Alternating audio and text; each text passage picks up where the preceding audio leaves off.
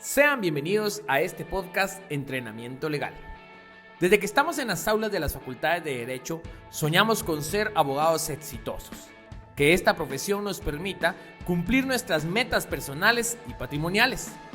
Todo eso es posible, pero para ello necesitamos entrenarnos duramente. Entrenarnos en conocimiento legal, que plasmaremos en escritos, documentos o expresaremos en audiencia. Y en un mundo tan competitivo, también es necesario entrenarnos en habilidades y aptitudes personales que se requieren hoy en día de los juristas del siglo XXI. Para eso es este espacio. En este podcast compartiremos contenido legal que es aplicable en el ejercicio profesional y también compartiremos contenido de crecimiento personal que nos permitirá ejercer de manera más efectiva la abogacía y el notariado. Mi nombre es Josué Cum y juntamente con un gran equipo de trabajo hemos preparado este espacio para tu entrenamiento legal. Sin más, comenzamos.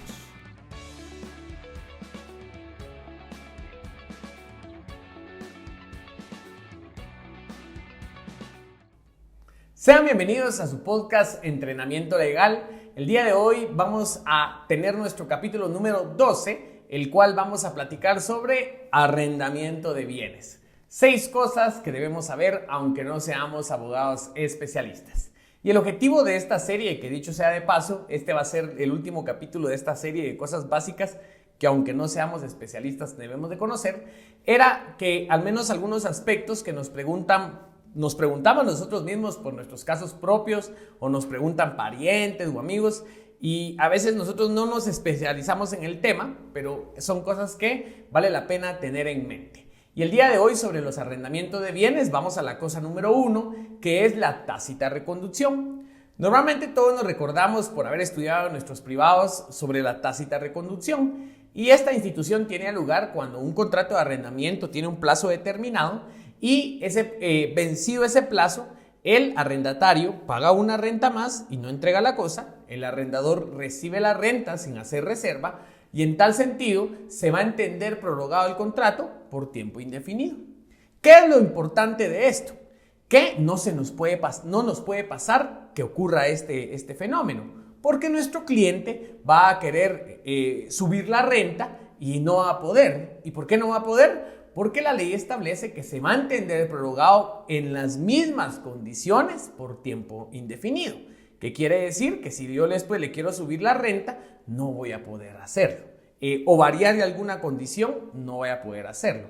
Y tampoco lo voy a poder sacar del inmueble. ¿Por qué lo voy a poder sacar del inmueble? Porque el plazo está vigente y está por tiempo indefinido. Así que se nos va a complicar la situación. El fundamento de esto lo entenderemos en el artículo 1887, que leo brevemente. Vencido el plazo del arrendamiento si el arrendatario no devuelve la cosa y el arrendador no la reclama, y en cambio recibe la renta del periodo siguiente sin hacer reserva alguna, se entenderá prorrogado el contrato en las mismas condiciones, pero por plazo indeterminado.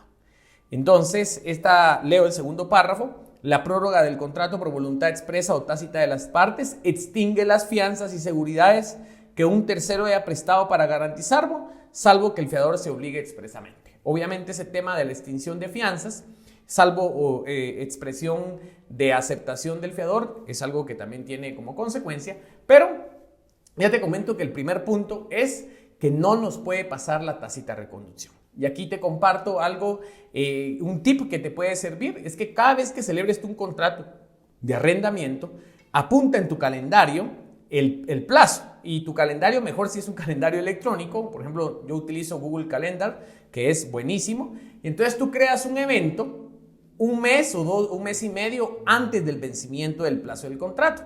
Por ejemplo, tú puedes poner que hoy estás celebrando el contrato, ¿verdad? Y dentro de un año, dentro de 11 meses, voy a decir como tal, o si depende del plazo del contrato, tú vas a poner en un mes vence el contrato de doña Chonita, ¿verdad? Y entonces tú lo tienes ahí y cuando menos sientas te va a llegar tu correo o tu alerta. Dentro de un mes se vende el contrato de doña Chonita. La voy a llamar para ver que prorroguemos el contrato.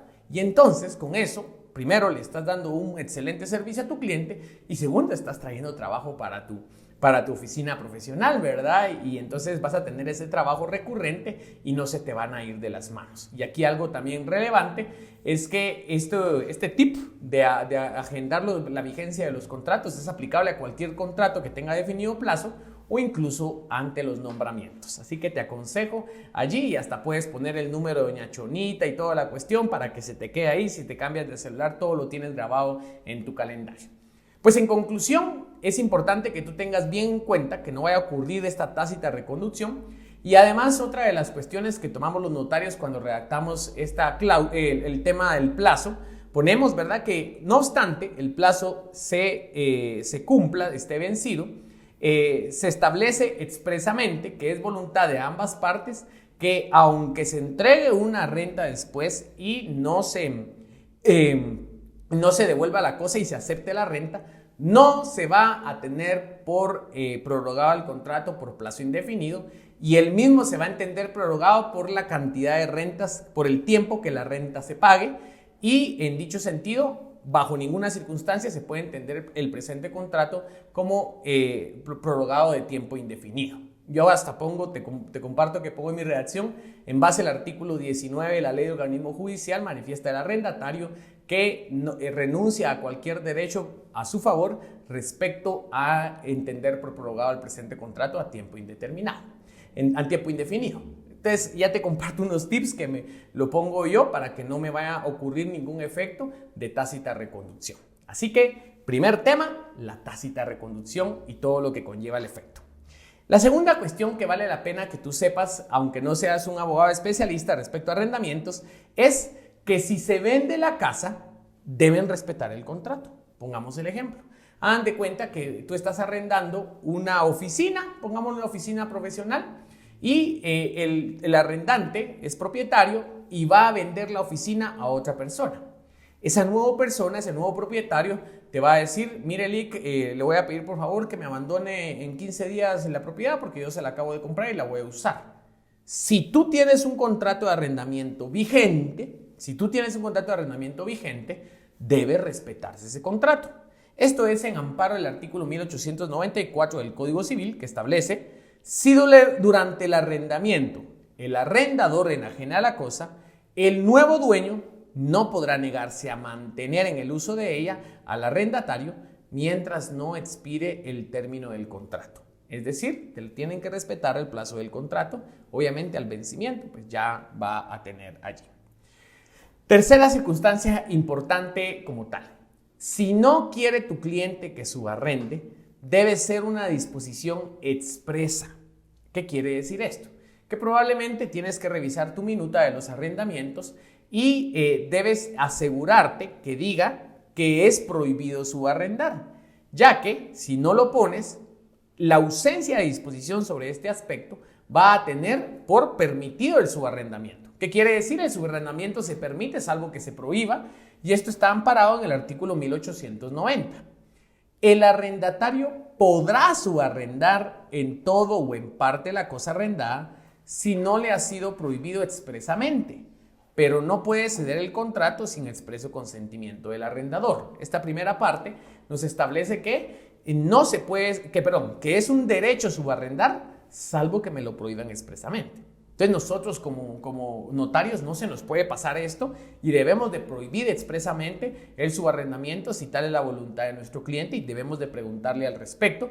No, usted no puede decirle al cliente, es que como usted no me dijo que no quería que subarrendaran, yo no lo puse. Eso realmente haría un notario que no tuvo el alcance para asesorar como merecía su cliente. Y otra cosa importante, es necesario que tú pongas claramente el destino de los inmuebles para el cual van a ser utilizados, ya que ese destino no se puede variar. E inclusive acá te comento, ¿verdad? Nosotros celebramos contratos que cuando es un tema de vivienda, ponemos cuántas personas van a vivir y que al menos den un aviso, que para modificar esa circunstancia, que no den aviso, que tiene que tener el consentimiento del arrendante. Para muchos pudiera ser como demasiado rígido, pero son disposiciones que son ley entre las partes, ¿verdad? El pacto que comentan.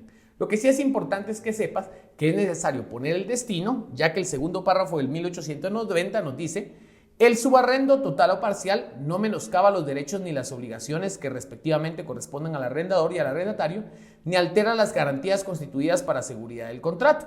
Y nos dice también la ley que ese destino del subarrendamiento no puede ser diferente al del arrendamiento como tal. Si tú alquilaste algo para oficina y a esa persona que se lo alquilaste lo quiere subarrendar y está permitido subarrendarlo, no puede hacerlo para otro destino que no sea una oficina profesional, por decirte la circunstancia.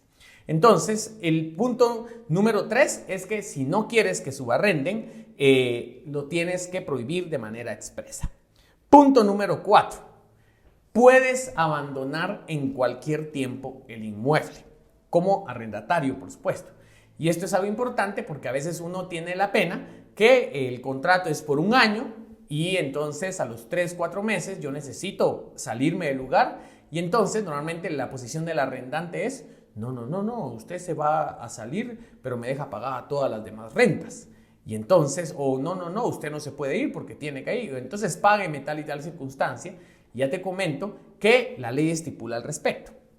El arrendatario podrá poner fin al arrendador dando aviso por escrito al arrendador con por lo menos 30 días de anticipación si se tratare de vivienda y 60 días de anticipación si se tratare de locales de negocios u oficinas. Y nos dice, salvo lo que estipula el artículo 1888. Me voy a quedar ahorita solo explicando el 1939, que es lo que te decía. Puedes abandonar en cualquier momento, siempre y cuando des un aviso de 30 días si fuera vivienda y 60 días si fuera local o negocio. Ahora, muy importante, salvo lo que establece el artículo 1888. Ese artículo 1888 regula los años forzosos. Te leo el 1888. En los arrendamientos cuya duración se cuenta por años forzosos y voluntarios, estos últimos se convierten en obligatorios si el optante no avisa al otro con 3 meses de anticipación que terminará el contrato cuando se acaben los años forzosos. Yo te cuento que me he topado muy pocos arrendamientos donde los notarios ponen el tema si es forzoso, si son voluntarios. Y por supuesto que no hay obligación de tenerlo. Lo que sí es que puede ser un plus para el cliente arrendante el poner que el tiempo es forzoso. Porque si yo coloco que los años son forzosos o el tiempo es forzoso, deben ocupar el inmueble ese tiempo. Pero lo tengo que colocar que son forzosos. Si no, pues obviamente, como te acabo de explicar en base al artículo 1939, si no dice que es forzoso, con un simple aviso 30 días antes o 60 días antes, puedes abandonar. Si dice que es forzoso, debes de cumplir el plazo como tal. Y aquí la pregunta del millón, que es mi quinto aspecto. Si tú abandonas antes el inmueble, no te pueden cobrar las rentas que falten, salvo que sean años forzosos. ¿Cómo así? El artículo 1905 establece que no es válida la estipulación de que el arrendatario pagará la totalidad de las rentas por devolución de la cosa antes del vencimiento, salvo lo dispuesto en el artículo 1888. Unamos estas dos ideas. Quiere decir que tú puedes perfectamente ponerle fin al contrato en cualquier momento como arrendatario, dando aviso de 30 o 60 días según sea vivienda o local, lo puedes hacer, salvo que sean años forzosos. Por otra parte, tú no te pueden exigir que si te sales antes, pagues todas las rentas pendientes, salvo que sean años forzosos. Entonces es importante que esto lo comprendas desde la perspectiva de quién sea tu cliente o quién sea tu pariente o demás persona que te está pidiendo consejo. Si tu pariente es el arrendante y te está diciendo, en este caso, haz mi contrato de arrendamiento, pues yo al menos te comparto en mi experiencia profesional, yo sí pongo que los plazos son forzosos y en algún momento, si se quieren salir antes, le digo, bueno, en conformidad con el artículo 1905, pague las rentas pendientes. ¿Estamos? Y algo interesante es que en ese sentido, obviamente, busco que mi cliente llegue a un acuerdo y demás para tampoco ser tan intransigente, pero al menos mi papel es asesorar bien a mi cliente y que mi cliente sienta tiene abogado. Estamos, esa parte que es la que quiero que tú puedas tomar en consideración. Ahora, lo que sí me he topado, que es una mayoría, cuando estoy asesorando al arrendatario, no ponen esto y me dicen, mire, fíjese que me están obligando a pagar las rentas que faltan. Quiero ver su contrato, y solo dice, ¿verdad?, por un año y todo. En ningún momento hace alusión a que si es forzoso o voluntario. He opuesto este artículo que te digo del 1905 y entonces no hemos tenido inconveniente y no nos pueden obligar, ¿verdad? ¿Por qué? Porque no se estipuló en el contrato. Así que te repito los últimos 2 puntos. El punto 4, puedes abandonar el inmueble en cualquier tiempo, salvo años forzosos. Y el punto 5, no te pueden obligar a pagar las rentas restantes, salvo años forzosos. Así que esos son puntos bien particulares. Y el último, punto número 6, licenciado, ¿verdad que tengo derecho de gracia en el arrendamiento, verdad? Hasta memes han sacado de esto sobre las personas creen que tienen un derecho de vivir gratuitamente durante un tiempo según... Primero, el meme principal, ¿verdad? ¿Verdad que ya la casa es mía, verdad? Jamás, ¿verdad? Por supuesto, eso es... no hay nada más alejado de la realidad. Y hay un famoso derecho de gracia que a veces la gente alega, ¿verdad? O la gente pretende reclamar que si lleva mucho tiempo viviendo en el inmueble, tiene un derecho de gracia, entendiendo el derecho de gracia como tiempo en que puede vivir gratuitamente en el inmueble, y eso no es así. Recuerda que el arrendamiento es en donde yo puedo utilizar un bien como tal a cambio del pago de una renta. E inclusive el artículo 1904 regula esta estipulación y nos dice: si el contrato se rescinde o se declara terminado antes de vencerse el plazo, o si la cosa se devuelve después de vencido el contrato, la renta correrá hasta el día en que efectivamente sea devuelta. Entonces me han platicado en ambas partes, tanto como arrendantes como arrendatarios.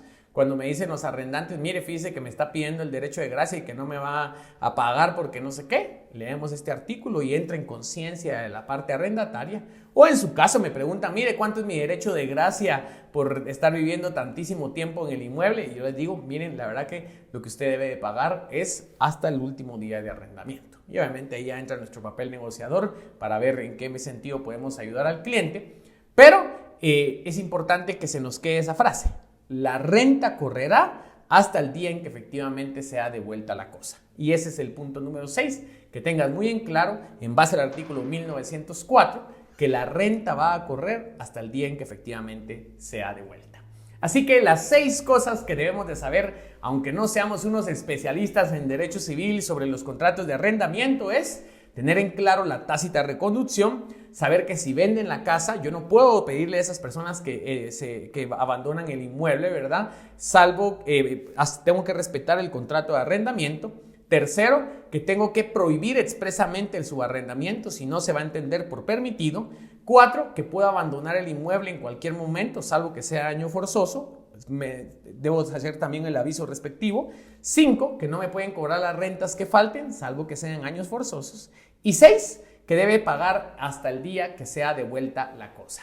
Así que espero que este episodio haya servido de bastante, ¿verdad?, para cualquiera de ustedes, o que lo tengan en mente cuando les surjan las preguntas a ustedes, a sus clientes, a sus parientes. Y por favor, coméntenos qué tan útil es el contenido, porque con esto tengo por terminado esta serie, pero si llama la atención algunas otras cosas en otras ramas, pues puede emitir sus comentarios y eso nos da la idea de qué es lo que a ustedes les serviría platicar y, por supuesto, qué tan valioso le ha servido el contenido, cómo nos ayuda, que si usted nos está escuchando y viendo a través de YouTube, que nos lo deje ahí los contenidos, sus likes y share con las personas, cualquier abogado o estudiante, también nos son de gran ánimo porque sabemos que está teniendo un efecto este podcast, y entonces por favor les animamos a que lo puedan compartir. Y de mi parte me da un gran gusto poder compartir un lunes más en su podcast Entrenamiento Legal, y por favor nos miramos y nos escuchamos el próximo lunes. Hasta la próxima.